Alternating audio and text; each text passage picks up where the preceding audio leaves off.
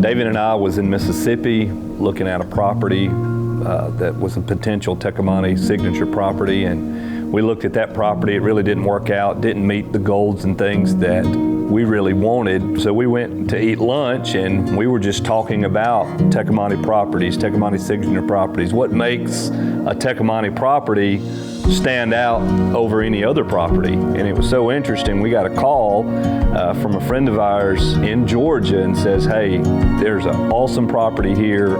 It is for sale. Don't know how long it's going to be available.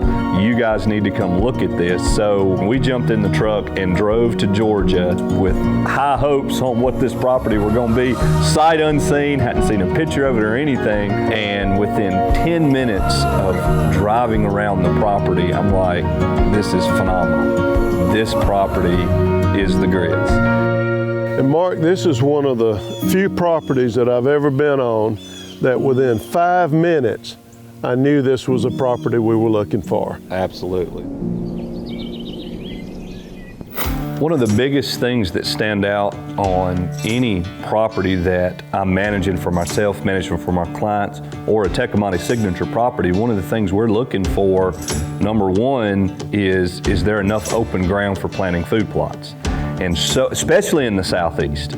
But this particular property had lots of big fields, ag-ready fields that was ready to go. They were put into ag production, so they were in really good shape. So immediately, not having to do hardly any prep whatsoever, we had the food plots to be able to put the Tecumseh system in place. So that was a very special thing. That was number one, the food plots. It had plenty of acres in food plots. The second thing is just habitat in general, where those deer are actually going to live. And since the property historically has been managed for quail, there was a lot of open country that was growed up in a lot of thick stuff. So you had lots of good bedding area that was all around these food plots. So the table was basically already set in place to be able to start our intensive management program. Mark is truly a food plot specialist. Yeah. I mean, he plants, he's on the tractor, he's out there doing it all the time. Yeah. And he's hands-on. He likes to be there when those food plots go in so they're not messed up. He wants to know that you're going to get a result. So I say all that because when we go out and we look at these fields that are here, these soils that are here, Mark lights up. It's hard to get him off of it to keep on looking at the property. Mark, the soils here are fantastic from a fertility standpoint, but also for food plots. This doesn't get any better than right here. So the first step that we were going to do is put a lot of acreage in summer food, spring and summer food. And we did that with the mix that we call Hornmaker Extreme, and we planted about 60 acres. Everything happened perfectly, and we grew some phenomenal food plots that first year.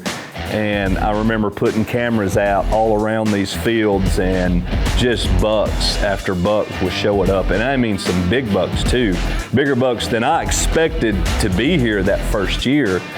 And there's one deer in particular that we called the Big 10. He's a 6 or 7 year old stud of a 10-point. He's just big, heavy, just a hammer of a buck. And after all of the pictures that we got of all the deer, that was the one. You know, that was the buck that I wanted to kill. I was excited to finally get to hunt this place, and more particular, to go after this big deer. Mark Newell is hunting Fox Creek Plantation, the new Tecumseh signature property in South Georgia. After inventorying the deer herd and implementing a management plan, it was time to start hunting. So I get here in early November, just pumped up to get a chance at one of these big bucks and hoping I'll get an encounter with the Big 10. We go out one morning, hit the horns together rattling, and I'm gonna tell you, rattling does work in the South. Was able to rattle up a couple small bucks.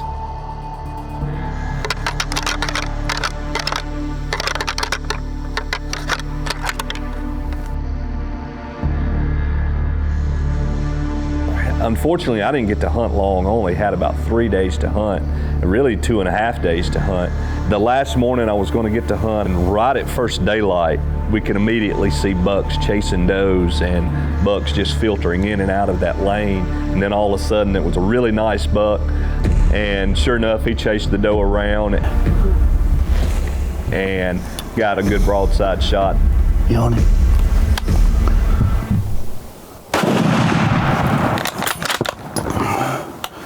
Just a cool old buck, 5.5-year-old, 11 point. Just a beautiful deer and a great deer to be able to harvest. Does that not look like a Texas deer though, the way he's shaped? It does. Hey, that's a pretty deer. The first of many to come in the future. So, Mark, congratulations. Yeah, fun. So I head on up to Kentucky, and David and Mike and Brooke, our producers, they stayed on for another couple days to be able to hunt. I was pretty jealous of them getting to hunt here a little bit longer than I was. But the following morning, David shoots a nice 8-point, real old buck, 6 or 7 years old, nice long tines, like right up in his face at 15 or 20 yards, just a fantastic hunt. And then that following afternoon, Brooke kills a really cool old buck, maybe even the oldest buck on the property, like 8 or 9 years old. And he's an old buck. What a pig. You found me one, I found you one. Thank you, ma'am. Thank you, David. Good night. What a brute. I love him. I love him. So as soon as I leave, the action really gets kicked off there at Fox Creek, but we couldn't ask for a better start. The very first few days, really, that we get to hunt the place, we kill 3 nice bucks, and then we're just off hunting. I had a couple different hunts in Texas, different parts of Texas, Nebraska, and in hunting several places all the way through December. And right before Christmas, I had 3 or 4 days to hunt. So I was excited to get back to Fox Creek just to get another crack at hopefully the Big Ten, but just to see what the place looked like and see what was going on at Fox Creek. Here back at Fox Creek Plantation here in southwest Georgia. We are really pumped up on this sit. This is the long strip that we call it. David shot a nice old 8-point here about a month or so ago. But we've got Reconyx cameras of 2 of our big shooter bucks that are here. It's post-rut, so these deer are hammering these food plots. They're trying to recoup some energy right now, and these food plots is one of the best bets to see these deer. So they've definitely been coming here. Hopefully they'll show up this afternoon. Wish us some luck.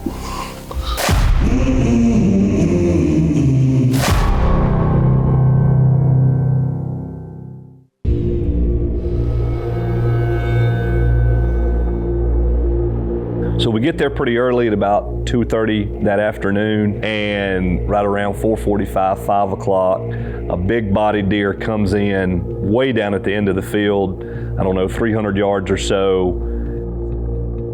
Put the binoculars on him, and sure enough, it's the Big Ten. It's the first time this year that anybody has laid eyes on him during the daylight. My nerves just started, I started shaking like I'd never been deer hunting before in my entire life. I get on him immediately, and my cameraman's like, no, you can't shoot him now. I'm like, oh my goodness. So having to sit there and watch that deer and not be able to shoot him, trying to get some footage of him. So finally we're gonna take the shot, and 300 yards, settle the crosshairs, I shoot.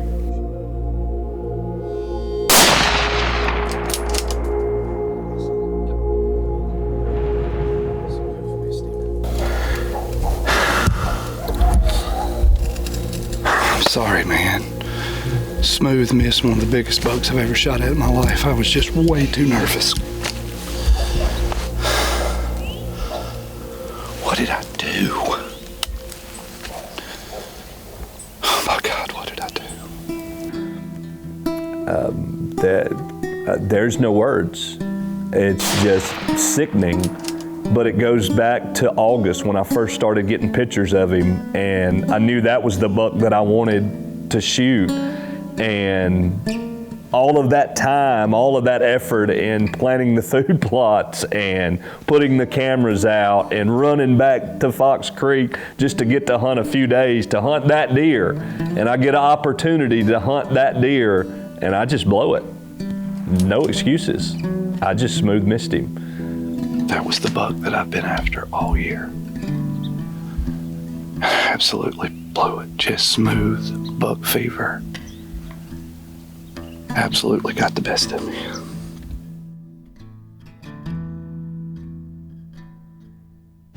So the next day, I mean, the plan is to hunt right there, and looking at the footage, actually missing the deer didn't even spook him. When the other deer run by him that was much closer to me, they're the ones that actually spooked him. So we checked the camera at lunchtime the next day, and that buck 2 hours later was back in that food plot and stayed in that food plot for most of the night. We had several different pictures even into the morning. So I'm thinking, he's not spooked. He's gonna come back to this field. We had great weather, cold weather, and the next afternoon we get there even earlier than we did before. We got a much better rest today. Like I said, we can shoot out to 500 yards down there, so that's an awful long way. So we want as good a rest as we can get. And sometimes you have to get a little redneck ingenuity. It's not the best in the world, but it works. So now, if I miss, it's 100% me. I have no other excuses left. All the deer started filtering out again. Lots of does, lots of bucks, and every single buck that was in the field the afternoon before was back out there, plus a couple of extras, and I'm thinking, yeah, he's coming back. I mean, I felt confident he's coming back to the field, and I'm sitting on ready, just every deer that walks in, it's gonna be him. And we sit there till dark and he didn't show back up. Had a great hunt, saw tons of deer, and it was really cool getting to see all those bucks, but I was kind of bummed that the Big Ten didn't show back up. So the last afternoon here at Fox Creek, it's December 23rd. The next day is Christmas Eve. I've got to be back home. So we're gonna hunt, go back to the strip stand. We know that buck's there. Every night he's back in that food plot. So he's living there. He's there. It's just, is he gonna come back out? And then again, there's so many deer coming out. I mean, I'm thinking at any time he's gonna come back out there in the daylight.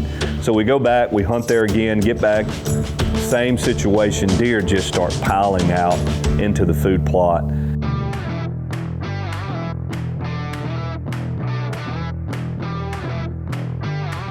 Lots of bucks, lots of does. And there's one buck in particular that we've been seeing for the past couple afternoons, and he was a buck that we got pictures of early in the year, and I've never killed a drop tine deer.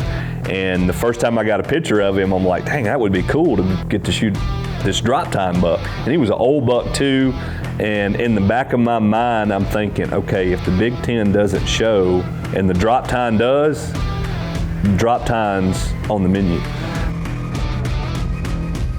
You know, finally, we're running out of light. The drop tine's still there, and I'm thinking, all right, drop tine's finna go down.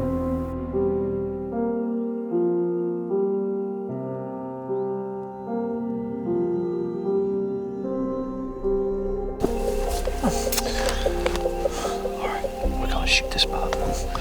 It's the drop tine buck. We're gonna go ahead and shoot it.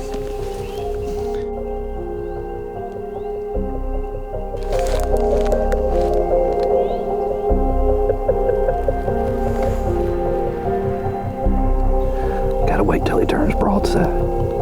He's kind of walking straight at us right now.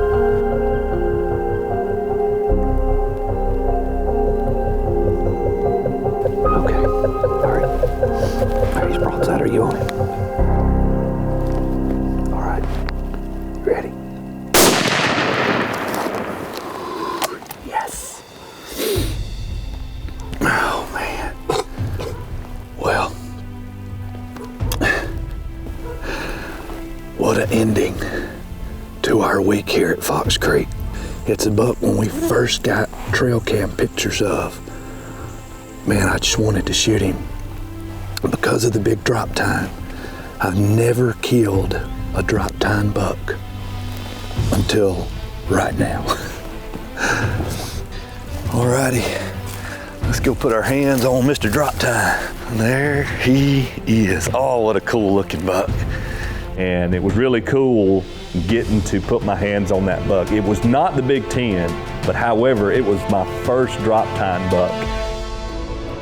I know when we first saw this buck a couple days ago, Ty, our cameraman's like, I can't believe you're not shooting this deer right now.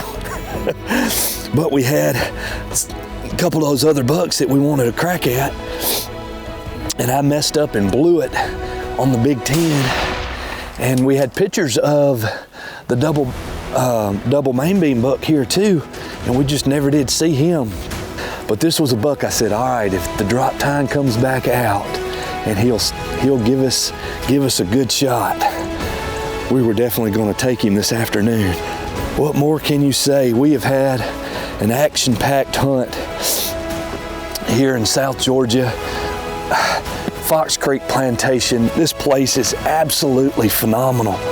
Fox Creek turned out to be even better than we thought it ever could have been in that first year, and we knew how good it was this year, how much better it's going to be in years to come.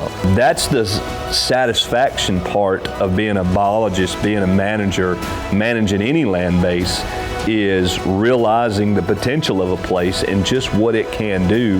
And Fox Creek, I truly believe the sky's the limit on what it can produce.